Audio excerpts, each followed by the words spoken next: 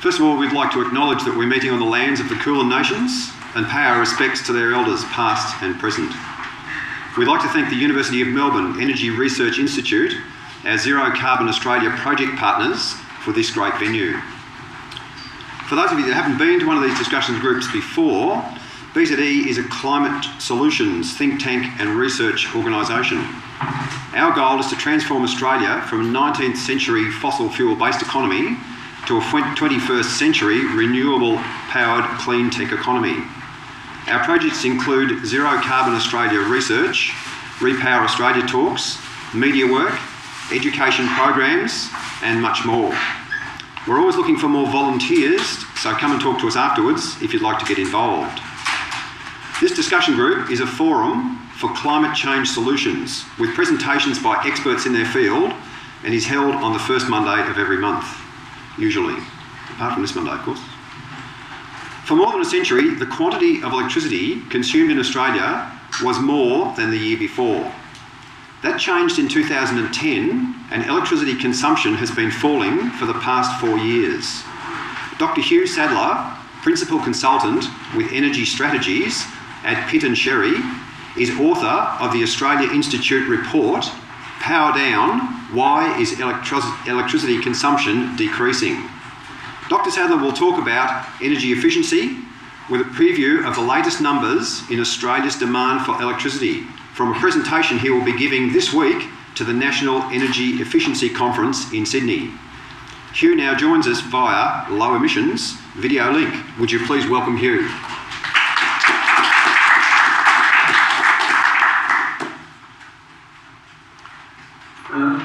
Thank you very much, and good evening, everybody. The first set of slides I've got are the ones I prepared for a presentation I'm doing tomorrow morning at the Energy Efficiency Council annual conference, which is in Sydney. There's rather too much material for the quite brief time I have there, so I thought that it would be useful to get a more considered presentation and discussion, probably before a better informed audience as well. And I have, if we get onto if we get time, I've also got some additional slides which are just some tables, just sort of numbers I've processed and extracted from a couple of bits of reports. I'm getting a lot of bit of feedback now. Not sure where you are. You're probably getting echoed from in here. Okay.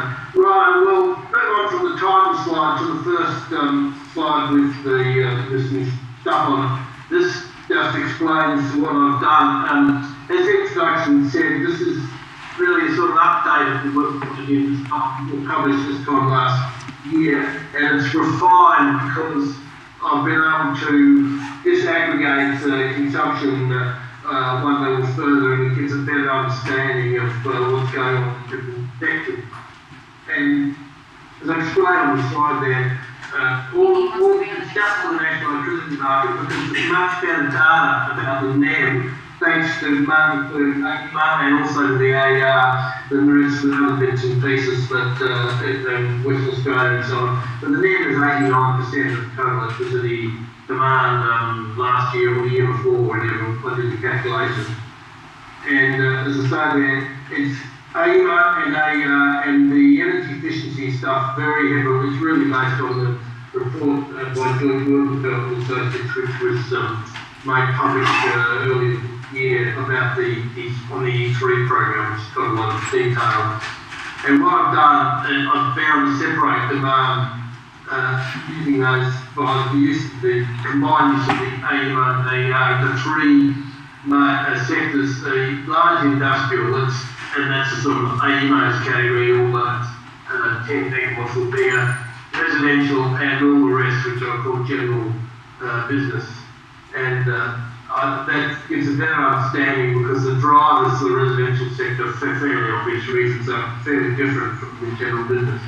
We go on to the next slide then, and this is just the overall picture of the decline that you all know about. This is the AEMO categorisation, and this is the electricity.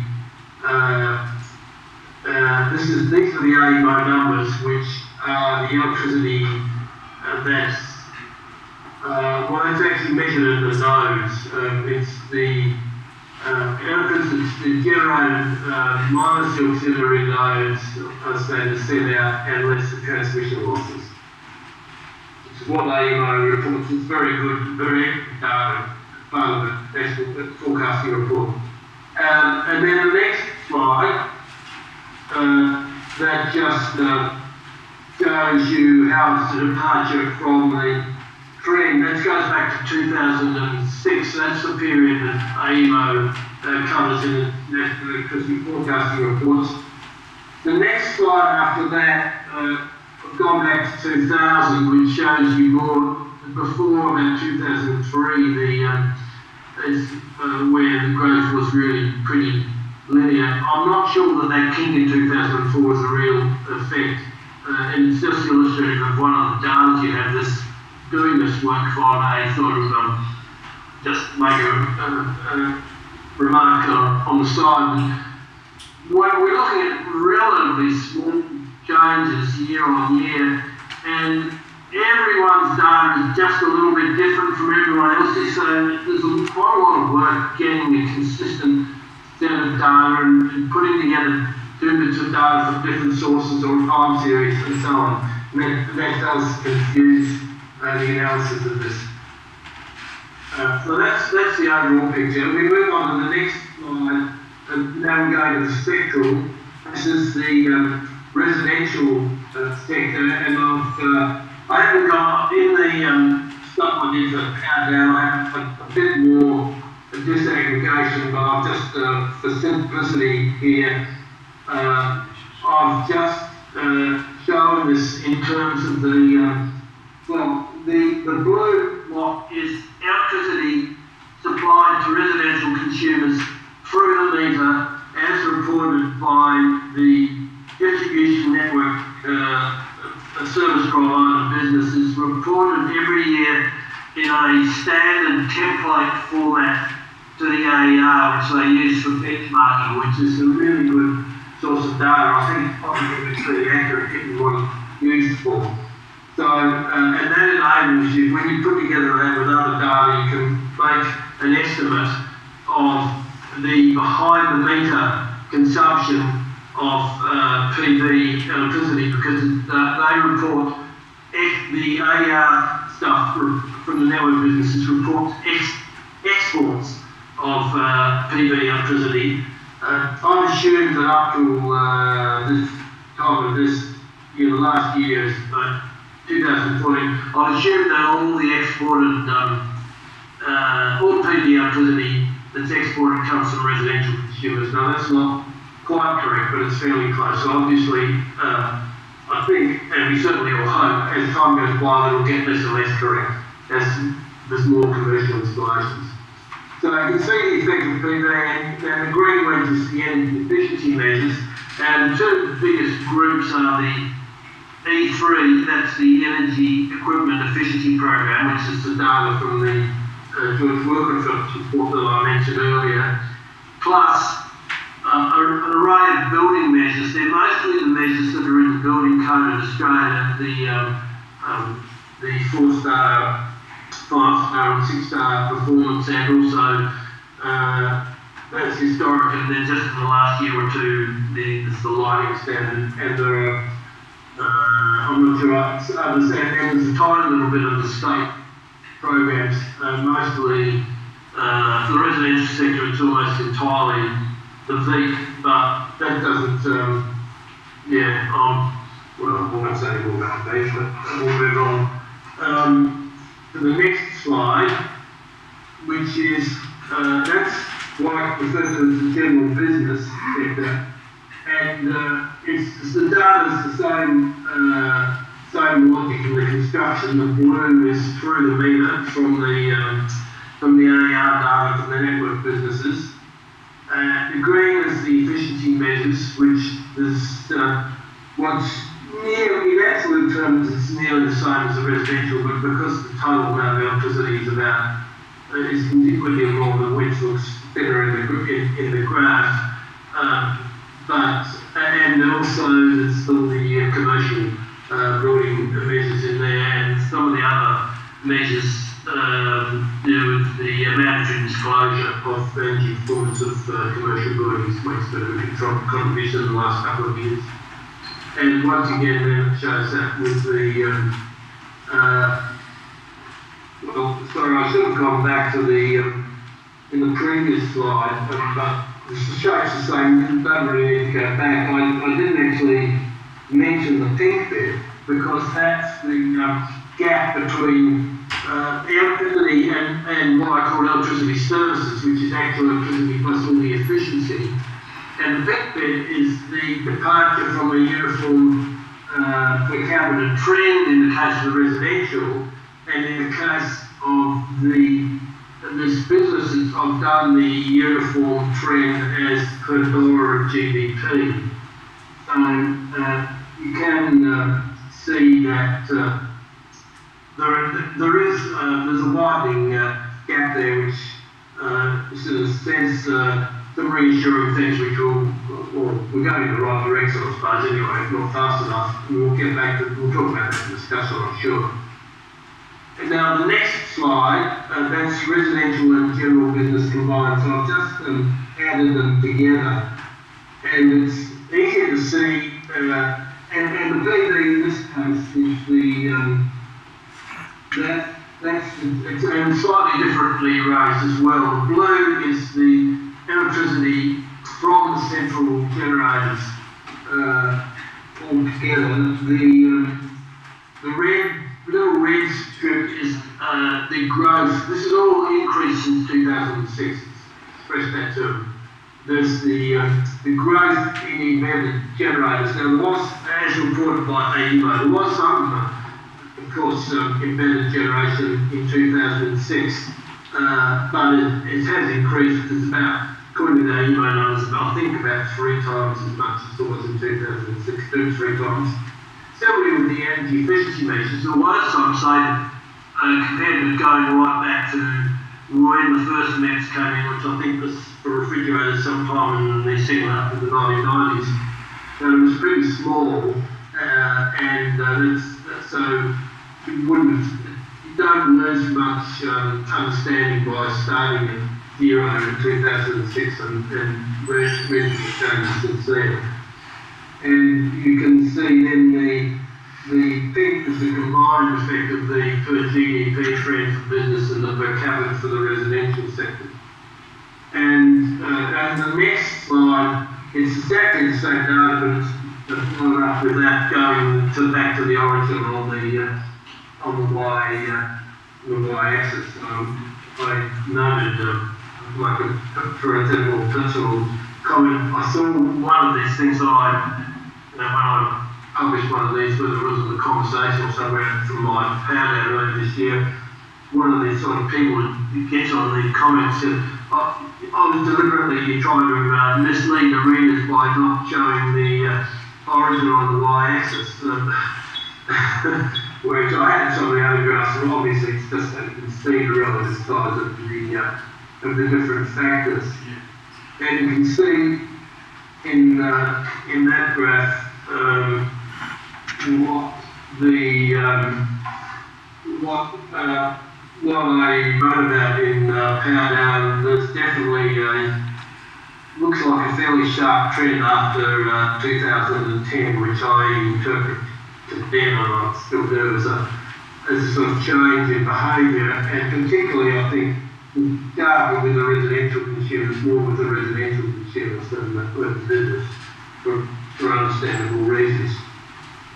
Now the next slide, I sort of present the numbers in tabular form, which is, as I said, that's sort of what the network businesses are experiencing, if you like. I've just shown the first 2 columns are the year in which the demand of that sector was at its highest, and then the combined, which is a different year when you add the two together from mathematical reasons everyone will understand. And in 2014, how much the decrease was from the peak of each group, and in 2014, how much the decrease from that trend in that was the top of the previous slide.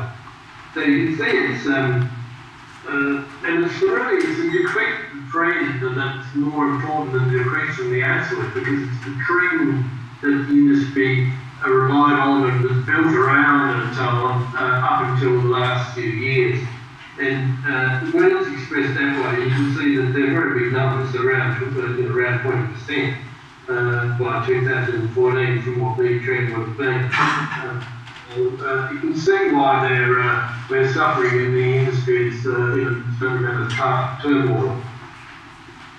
Now moving on to the next slide, this is just the no data for large industry. Now when you sort of put the colours on the graphic, so I'm maybe there's some way of making the colours, the negatives show up differently, but the top is the actual, and the little pink bits are the obverse of when the constant line was below the actual, and that interestingly actually just shows a much more recent departure from trend. And I think you have to interpret this definitely. This is not a sort of price effect. This is well, not directly.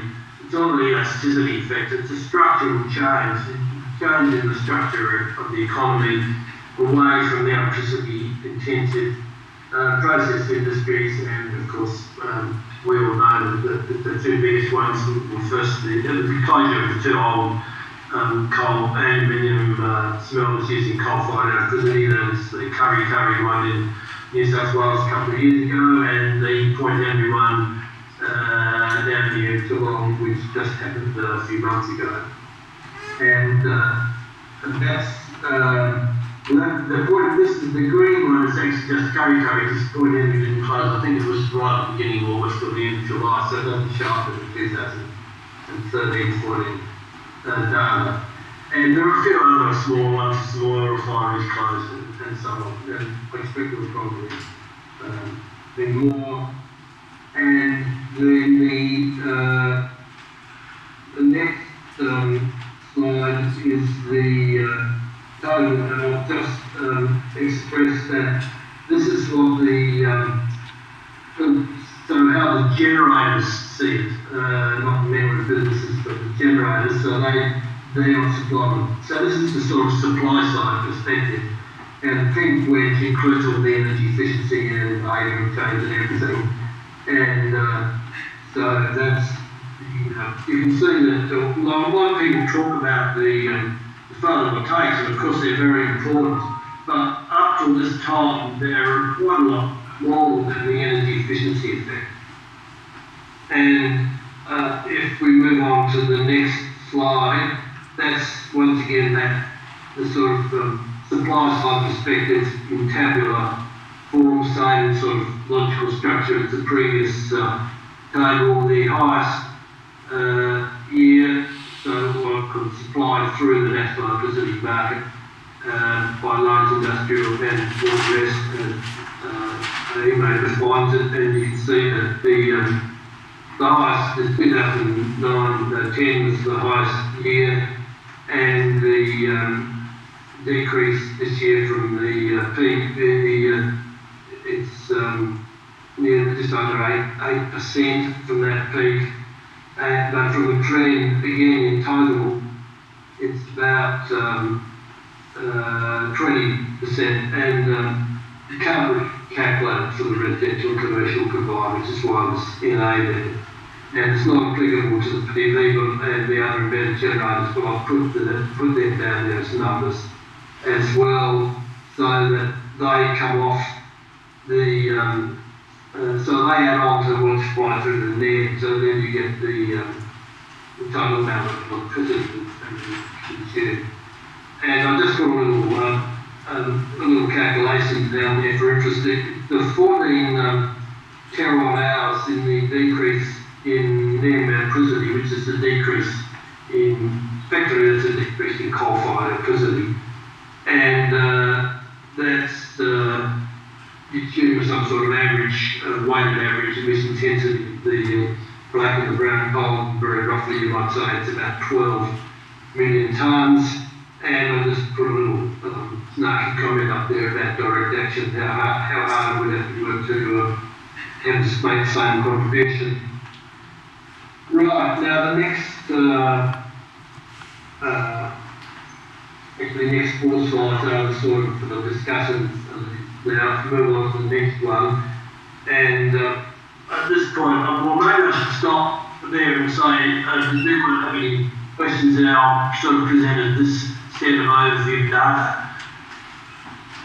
Should I keep on going, or we'll just have most of the discussion, round discussion slides? Okay, here we've got one question. Yes? I've seen a lot of houses demolished and new houses built in their place.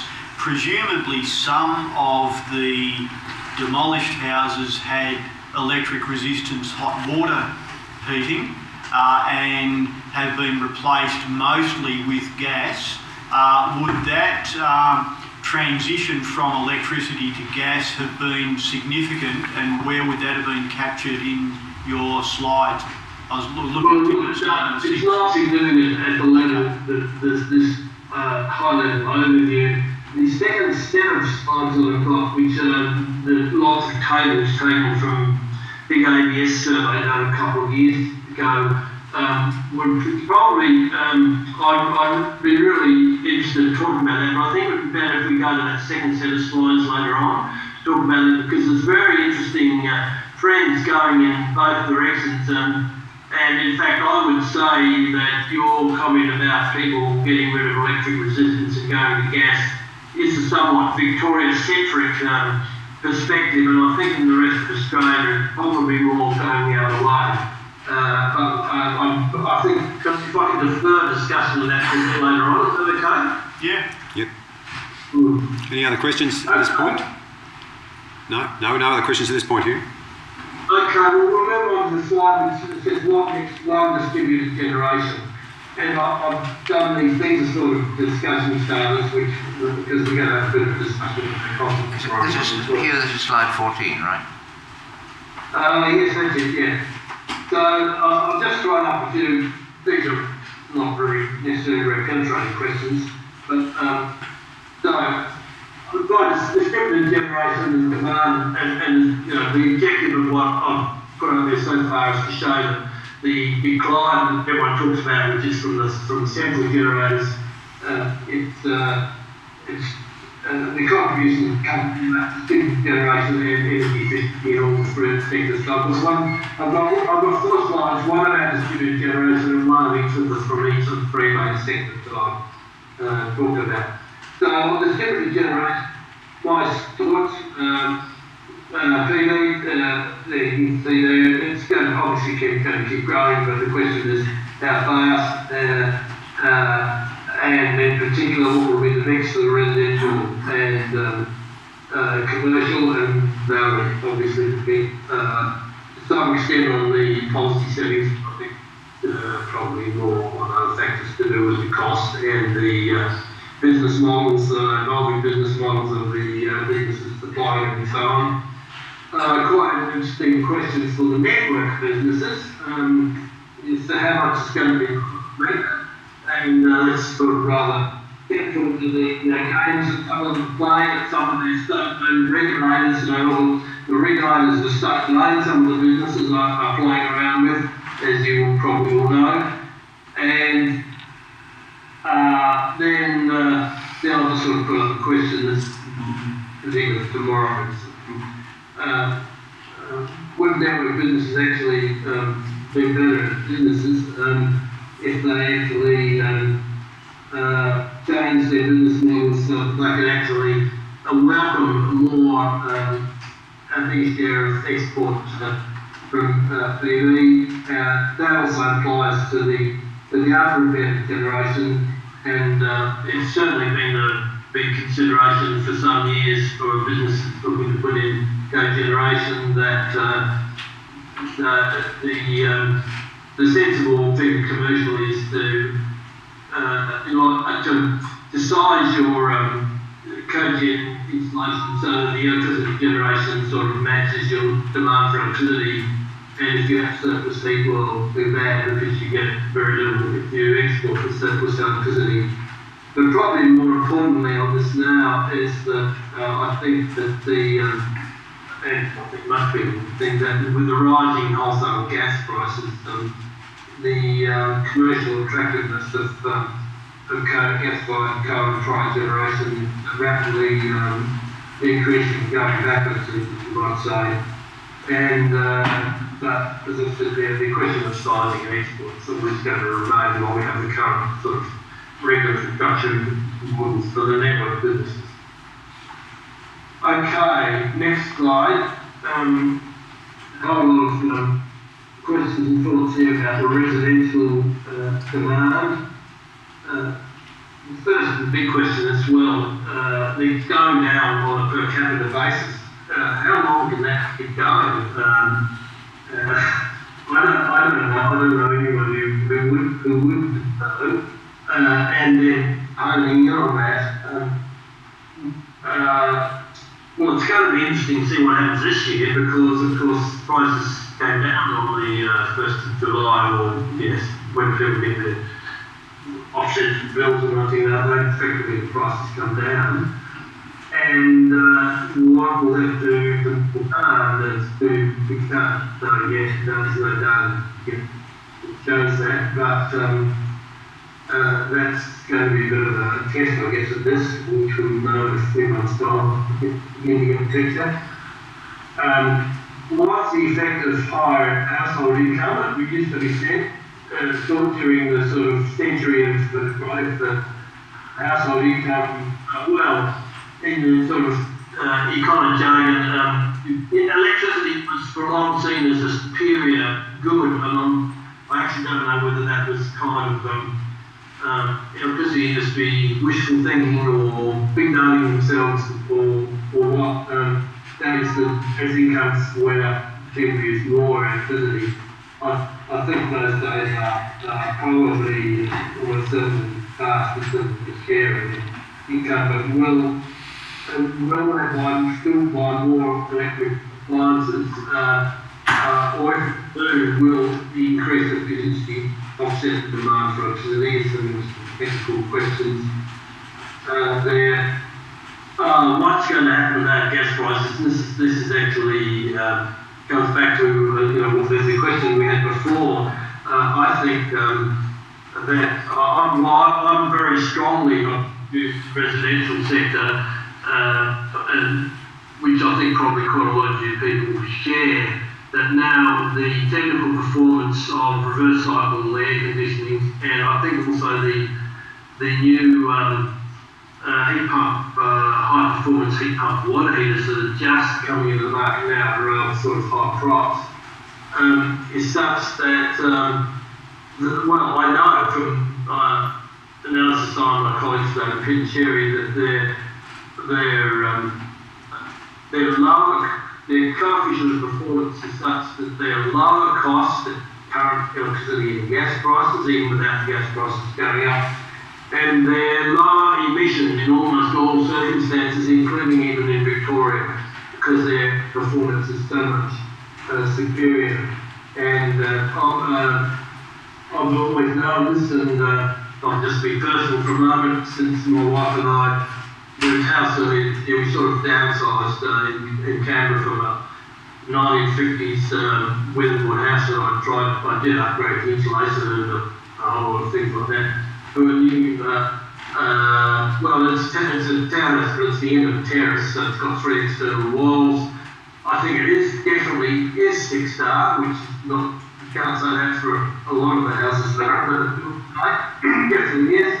Got reverse cycle lift, heating ducted, and the performance is just so much better than the old thing with the ducted heating, and we wouldn't ever dream of doing anything else. And so I say that to people, and this is, I noticed this in new construction in Canberra. It's very much a trend for that part of the market anyway. So yeah, I think that's going to affect, I think, demand for electricity, and I think my view is that everywhere except in Victoria, where I'll do with the climate and the history and the extent of the network and the big market share that gas already has and the being the biggest gas in Australia, I think gas will probably hang in there for quite a long time. I think everywhere else, I don't think there's actually that much future in the residential gas distribution business. Yeah, so that's where they're going to go. The other big question about the residential sector is whether all the potential that there is there for further stringency of nets for a wide range of household appliances and equipment, is that going to move forward? The present indications for this government, just at the moment, just sort of stationary, and there's nothing that's going forward. No one wants to do anything because of called red tape, etc. And red tape's bad, isn't it? And the final question, of course, which I suppose a lot of people in the industry are wondering whether electric vehicles are going to save their volume and what they're going to do it.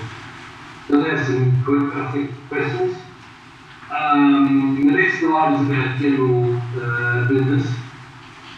I think it's a bit less clear about how the generality of business has been responding to higher electricity prices. It's not at all surprising that as the graphs I put up before show the demand hasn't gone down as sharply as the residential sector, and that's because it's sort of very simple behaviour, the turning off lights, the turning up or down as the season dictates, thermostats, and that sort of stuff. Having shorter showers and all that sort of stuff in the household is not so relevant to business because, as a broad generalisation, consumption of electricity is sort of linked to the level of output of the business, particularly in manufacturing businesses, and that to reduce consumption you have to do something serious about energy efficiency. You can't do rather simple behavioural things. We won't get quite as far in proportion as they would in the residential sector. The other big thing about business demand, of course, is structural change in the economy, more services, less manufacturing, obviously motor vehicles is an example of that. In the general debate around all this stuff, there is a lot of, I don't know if it's deliberate or, as it were, confusion out of ignorance, about manufacturing being shut off and that's being responsible for demand. The electricity intensity of making motor vehicles is very low. So, of course, Ford and General Motors are really big factories. They have certain things that one, two, or have 2 or 3 out of many. So that will be quite a lot of electricity, but relative to what it does to the economy, it's really quite small what it does to demand for electricity. And of course, the other way around, the electricity is pretty small with their cost structure. And once again, the equipment appliance, the mesh and so on. And the final slide is about the large industry. This is where structural change really does have an impact, as I mentioned before, when we're looking at the consumption. Now, and it's the structural change here, which is the one source of significantly increased demand that AEMO has identified in its most recent gas electricity forecasting report, and certainly identified it because the transmission infrastructure is being built in Queensland right now. What's happening is that the coal seam gas fields were the nature of coal seam gas, as I think most of you know, it's far more dispersed and far less geographically dispersed, far less production per well than conventional natural gas. And that means you have to have a far more extensive network of gathering pipelines to collect a given quantity of gas and that means you have to have an awful lot of compressor stations installations to move the gas around, and they use a lot of energy. Now, up till now in the sort of development phase, they've used, well, risen quite a lot of production sort of shut-in waiting for the LNG plants to come on. So that is still going. I think they're using gas engine compressed to move the gas around. But basically, all three of the consortia are in the process of switching over to electric motor drive compressors. And it's estimated by the Transgrid, I'm sorry, not what's it called, Powerlink or whatever not that. Anyway, whatever the transmission business in Queensland is, and that's going to add about 7 terawatt hours in total demand within about 3 years when all the LNG trains are going. So that's rather significant. AEMO hasn't seen any other prospects for new large users than them, and we've mentioned the Coin Henry and that's not showing the numbers yet. So well, not. It's on the next slide. Sorry, we've got them. And there are AEMO in its forecasting in the low scenario, they seem to assume that 50% of the remaining part of the energy is burning industries they shut down, and there's also oil refinery places because they don't use much electricity by far as the is moving. And the Bulwer Island refinery in Brisbane, well that's because you can see the other refinery up there has actually quite a big coking plant, so that's the big one. But that's them. And then there's the other metal processing industries and so on. Well, that's the end of the stuff I put together. Obviously, I'm going to go on far and leave here, and I will be tomorrow morning. So I don't know what you have a good one discussion now. I can call up some of the other slides to illustrate particular points in the discussion, if that might be the best way to go. No, I apologise, they're not numbers, but I get it quickly go through. Okay, so we're on the slide, some data from the ABS catalogue. Yeah, well, I just thought this might be a good point to stop some questions and discussions, and these are quite, we may refer to some of them in the context of the discussion, or I'll be just to zip through them very quickly to know what's there. That might be the best. Yeah. Yeah. Okay. All right. Well, there's 10 sets. I'll race through them. First is from this ABS. If you go to you've got the opening slide for that time slide. It's the sum data from the ABS catalogue number. Yeah, that's just the wording underneath there is actually extracted from the ABS document. It explains what it is. This was a great big survey that they did. It was a Cameron special. They thought that we're bringing it, this was from the CPRS, first incarnation, carbon pricing. We want to see the effects of it, so we'll do a graphic survey. There was a special grant of, I think, something like $14 million, a really big lump of money to the ABS. It's very detailed survey, but it was completely, the ABS did a terrific job with the work, but the timing was ridiculously misconceived. The notion was you'd see a sort of instantaneous or even a prior impact on people's consumption with the carbon pricing for the CPRs coming in. Now, of course, that didn't happen. So it didn't. But anyway, this was a very big sample. They collected a lot of data, and I did one check on this. I added up all their reported per household weekly electricity consumptions and multiplied by their numbers of the population of dwellings in all the states and so on, and it reconciled extremely well with the numbers for residential electricity consumption taken from those what I think are very authoritative AER numbers that I described earlier on. So that gives me some confidence in the rest of the work actually. So the first slide shows the the mix of different energy types used in households, and it shows. I'm interested in the particularly very important distinction is the electricity-only households and households with electricity and gas. And it shows how they vary between states, and that's really in terms of understanding the aggregate numbers, because lots and lots of the stuff either shows just electricity per household, and what I will say about this is actually two different kinds of households. There's electricity-only households and those who have electricity and gas, and the average of the two, in some sense, is a non-existent type of household. The next slide is the annual consumption by state of the fuels and by the categories whether you have electricity only, electricity and gas, or electricity LPG. The third one is the expenditure in those three categories, and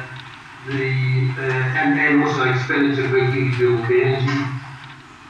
The next one, well, this actually I mentioned this one, I don't know whether this is the one that said that households set their houses to be colder in summer than in winter, which maybe some of us use it, and by million people, this is way back on. This is, well, once again, I said I have a real confidence in this, and it's certainly a big population, and what they say they set the thermostats to with their air conditioning in summer is about a degree lower in some instances, a degree and a half lower than they set their thermostats when they're heating in winter. So maybe it's no wonder we have such a steep summer in Victoria and South Australia in particular. The next slide is the mix of equipment types and fuels used for space heating and space cooling, state. The next slide after that is ditto for water heating. And then the last, well, then is the slide of the VCA climate zones, and then the last two slides, some of the start shows the consumption data for electricity and gas by climate zone, which sort of confirms what you'd expect, but it's just interesting to see it there. Now the last little set of slides is quite different, and actually, we're going to go on to those, because these are totally different, and they're presented in a quite different way, but they are rather interesting. So I'm some data from the analysis of Canberra residential energy and water consumption. Yeah, we're on the title slide now for that. Have you got that? Title slide.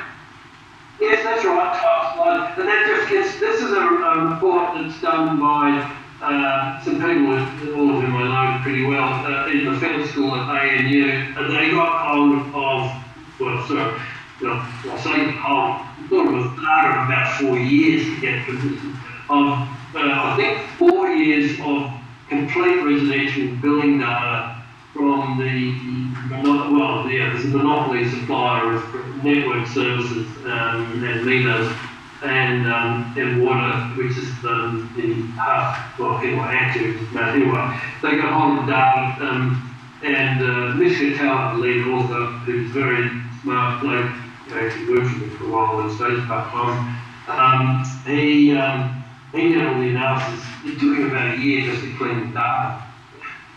There's some building systems. Now the first slide is a histogram. It's a bit hard. Just got to look at shape. You can't actually interpret the numbers because you can't tell from the way this is presented the width of the whole set of bars, but it doesn't give you the width of the bars. So the y-axis doesn't really mean anything, but it just shows you the shape of the distribution. But there are quite a lot of households that consume many times more electricity than the average or the median. The next slide is just the the consumption trends. He has 4 bills, of course, so he's able to have big calculations taking a sort of accurate seasonality of electricity demand, and a very, I'm not sure how well it shows up on the slide. There's a green line, because these are just taken out of the PDF, so that's I apologise for the poor quality, though they weren't very good quality in the PDF actually. The next one shows the drawing size doesn't have any effect on energy consumption. It's total energy, electricity and gas combined, but it just has gigajoules. Which I think is an interesting finding. And the final slide also very interesting finding, and it was the reason that at the end why there was quite a lot of demand quite a lot of people like to think that high density is less energy consumption, and this is just the electricity. Most of these I don't think had gas, I'm not quite sure. And the red bit is the central services, and this is not comprehensive data. It was data from 3 pretty large complexes. The first one is it's up top there. It's a sort of a low-rise, medium density one. The bars are the range of consumption in all dwellings that they have the bills from. And the one on the right, they say the text of the bar is artificially, it wouldn't really be that wide, but they only have very small, only have about 20% of the dwellings in the whole building that they have bills for reasons I don't know. And so, but that confirms the other one, the astonishing rate. These are basically all identical, the dwellings. And it says here the medium, the second one is medium rise. It's a lot more modern than the first one. It uses a bit less electricity. And the yellow line is I think the mean of all the dwellings in the whole population. And the final one is a high-rise tower. The long one, 1985, must be one of the best Ellison founder on the floor. But you can also see in the second and third ones, the average dwelling area. So how you can use that huge amount of electricity per year of 77 square metre apartment was somewhat, I find anyway. So look, I'll stop there, I think, and then we can look at those earlier tables if we want to get a bit more data. Okay, Hugh, we're looking back at you. Okay, thanks, Hugh. Have we got any questions? Back? You were talking about large-scale potential future users. I've heard that you might need to repeat it, but I'll summarise. So I'm finding it a bit hard to hear, actually. Yeah. We'll repeat them for you. You'll repeat. We'll repeat them for you, Hugh. So, the fibre to the node boxes. Are the fibre to the node boxes going to be consuming a significant or insignificant amount of electricity? The question is, are the fibre to the node boxes going to contribute significantly to this? In terms of electricity? I would hope not. This is their standby consumption. I don't know anything about. I don't know. Sorry, this is to the node. I know nothing about those boxes and how they perform. So I'm sorry. Okay, another question at the back. Yes, I'm just wondering about the effect of the summer peak load on the energy consumption. Now, in 2010, we had 2011, we had the La Nina, and we had cooler summers, and that corresponds to that period when the electricity consumption started to go down. So I'm wondering how much of an effect do those cooler summers have on the total domestic demand? Okay, Hugh. The answer, I heard that, okay, thanks. Good. The answer to that is less than you would think, because although the summer cooling load is responsible for the peaks, the amount of electrical energy that's used in some I think in all state markets in the NEM except Queensland, there's more electricity used over the 4 winter months than there is over the 4 summer months, and that includes not only the year you referred to, but also the years that are the absolute opposite.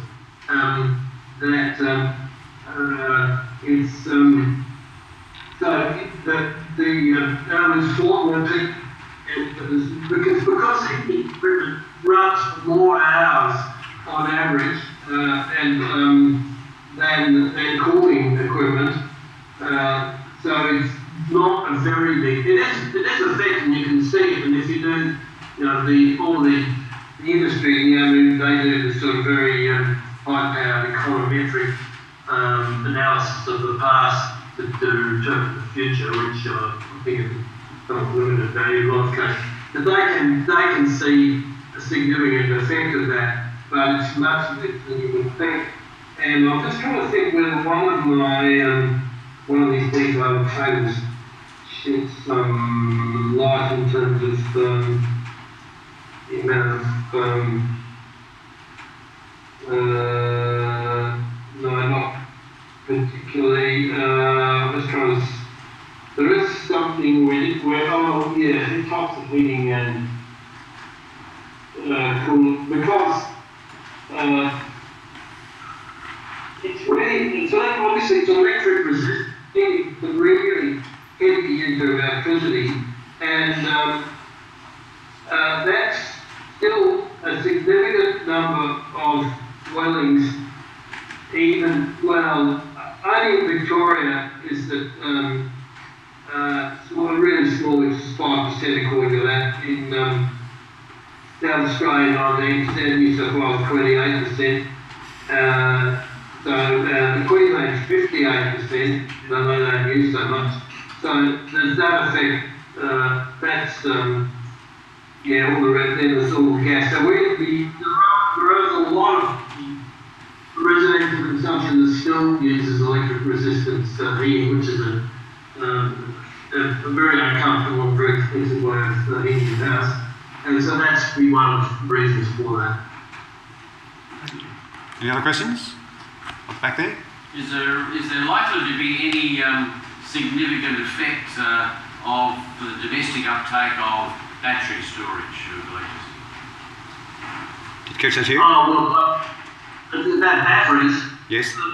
Well, I mean, the world be that's the same question as the ones asked about PV, but it's kind of starting 10 years behind. So it's absolutely too early to say what the trend might be. I mean, we've got a bit of a track record with PV and trend, and it's discernible. But I just out of caution, you go back to those slides of mine. The PV was a little yellow slice, and it's actually still put.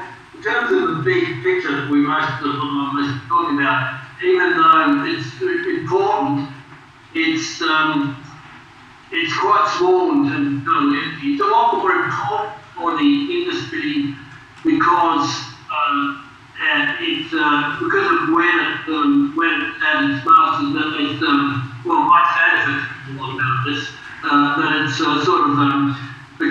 it's taken away the usually peak times in the wholesale probably the spot price of the market. So it's doing a lot more financial damage than it is taking out there.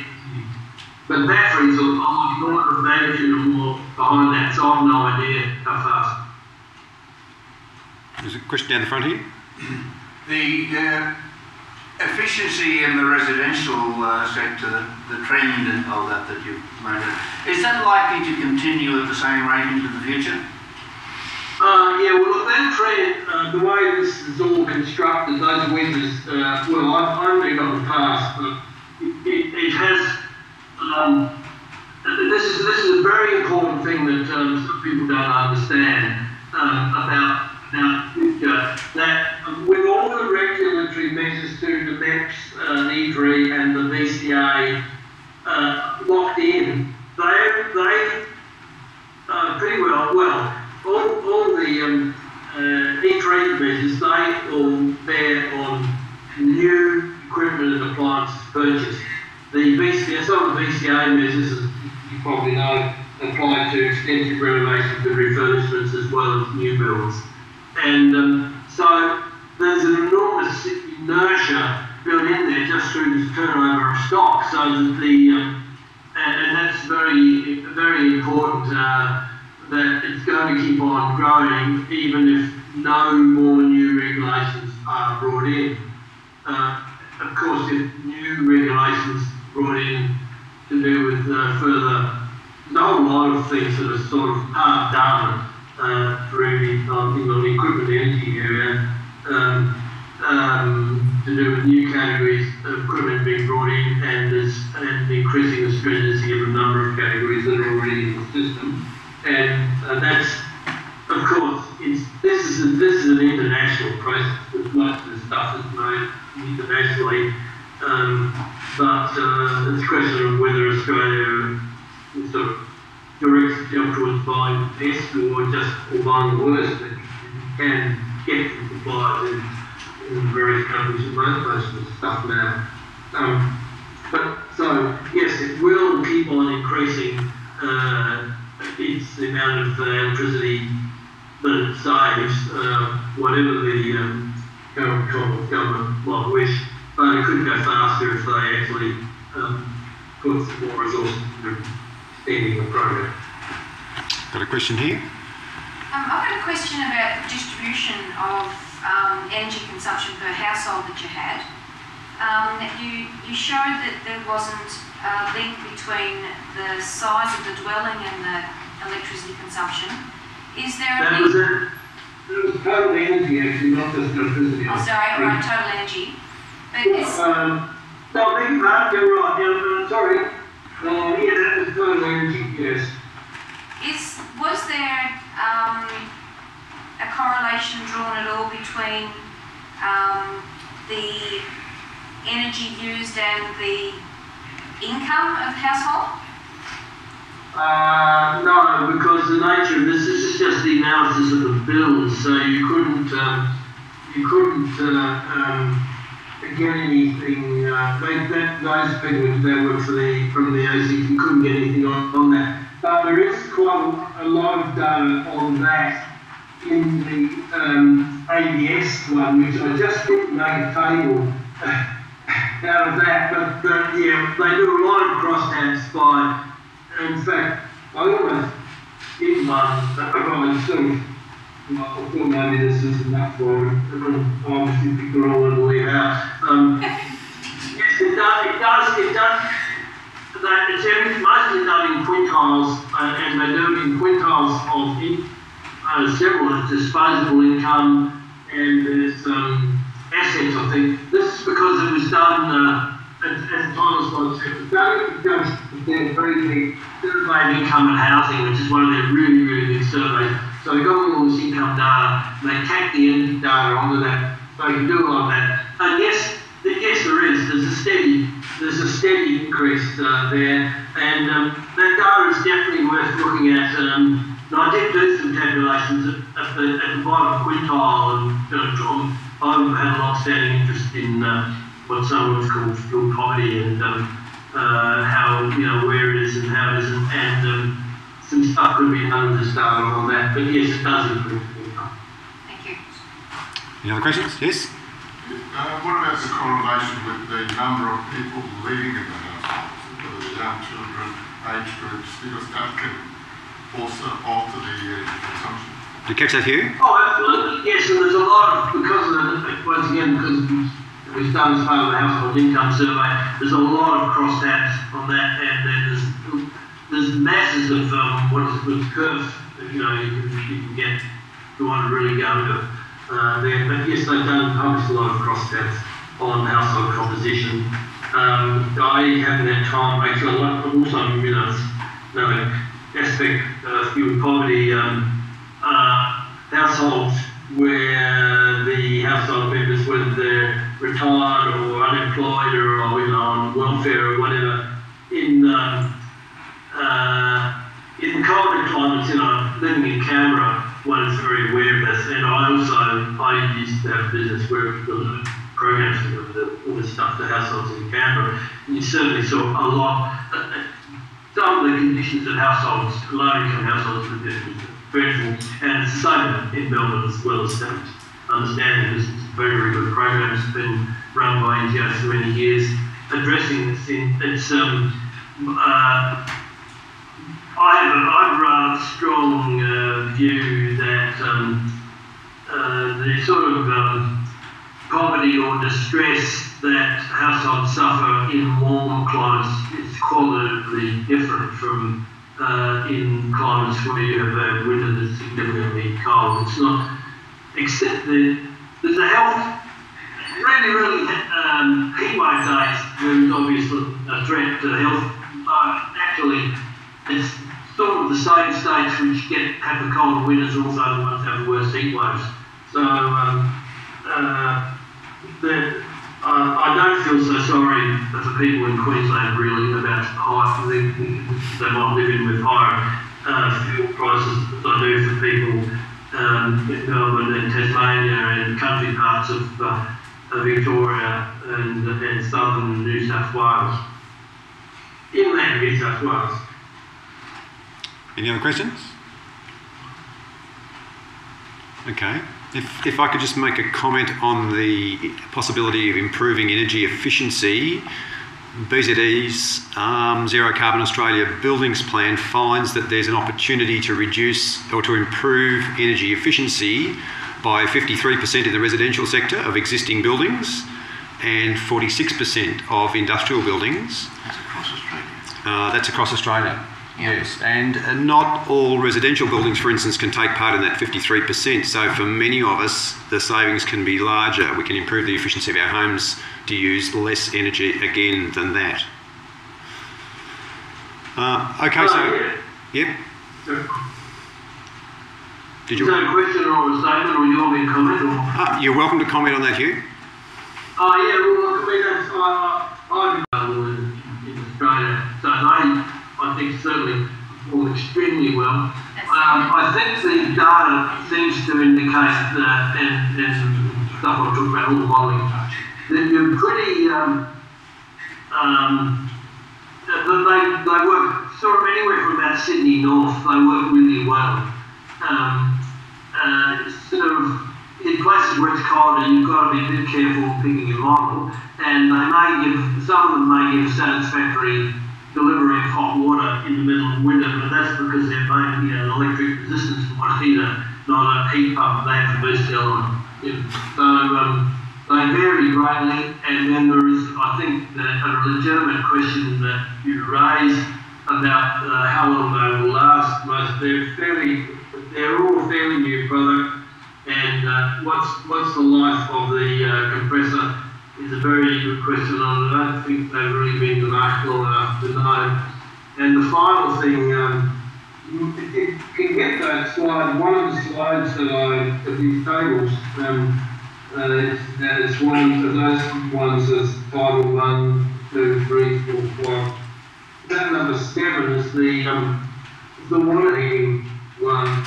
And which was that? The second set of slides, the tables. Yeah, the second set. One it's just before the climate zones map, and what it shows is the actually extremely low penetration of heat pump water heaters, which surprised me. By state. Top left. Have you got it there? Yeah. Just coming up. Equipment types and fuels used for water heating. That's it, yeah. Across the middle, heat pump, very, very, very low. And the thing that surprised me, I didn't made it, but, well, maybe it was surprised because they don't have gas for any degree there. Did you know what year that data is, Hugh? Oh, yes, sorry, it is a couple of years ago. It was done in 2012, basically, and just, yes, here we are. It was the calendar year 2012, basically. Okay. So the data relates probably to financial year 2011 and 12, or that period. So they may have increased a bit since then, but yeah. Yeah, it's interesting. If the trend keeps going down, does he have any views on how the generators should be, what will the generators do to balance the load? Did you get that, Hugh? Just drop out. Well, I just had an idea the other day.